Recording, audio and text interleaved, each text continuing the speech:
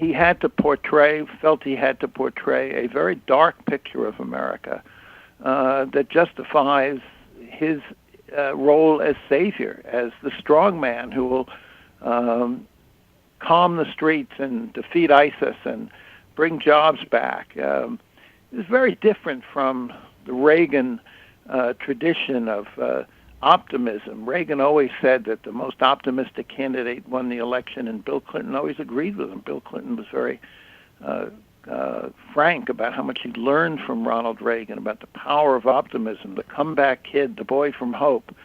You didn't see a lot of that last night. What you saw was him. It was almost like a Blade Runner movie. I mean, it was this dark, dystopian view of what was happening in America. And as I say, the whole strategy was, and therefore, you need a strong man like me to save you. In terms of the needle, people who are going to vote for Donald Trump, I think, loved it, and the people who are afraid of Donald Trump are continuing to be afraid of Donald Trump. I don't know if it moved the needle one way or the other.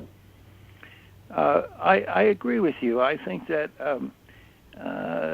for every action in politics, there's a reaction, and there were gestures toward party unity. They occasionally trotted out, say, a Hispanic leader, but then they bring out Joe Arpaio, the sheriff from Arizona, who might be the most hated person in the Hispanic community.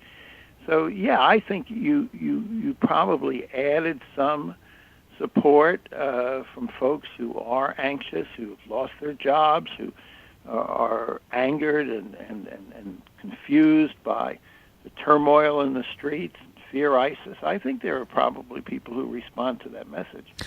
I also think there are a lot of people who might have been repelled by it.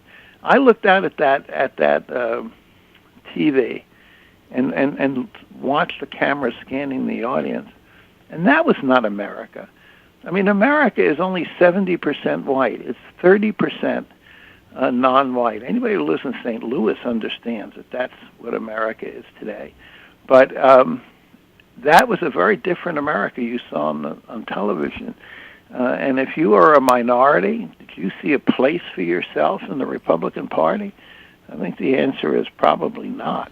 Stephen Roberts, one of the interesting things that happened in the last 4 days was Ted Cruz's non-endorsement. And I heard this quite a bit yesterday. A lot of delegates saying, hey, I didn't support Trump either, but I got with the program, Ted Cruz, and you better start getting with the program. And it was almost like they were angry at themselves for, hey, if I've got to back this guy, you've got to back this guy. That's right. That's a good take. The fact is that there are enormous fissures in the Republican Party which only been partially papered over. You saw that time and again, and the Cruz example was only one. There was the fact that so many prominent Republicans never showed up in Cleveland at all, right? Mitt Romney, Jeb Bush, John Kasich. Plus, you had that fight in the beginning of the convention, which got sort of overlooked later, over the voting rules, which was a reflection of unhappiness in Colorado and other states with being bound to vote for Donald Trump. And so, yes, I do think there was a lot of unhappiness over that. I do think that the factor that unified and galvanized that convention, it was 3 words, and those 3 words were not Donald J. Trump. They were Hillary Rodham Clinton. What do you think? One thing I got to agree on is stop Hillary. I got a minute, Stephen Roberts. The extraordinary setting where he wants to change NATO and the Republican. I mean, that's been a staple of the Republican Party, of both parties of this country for the last 60 years.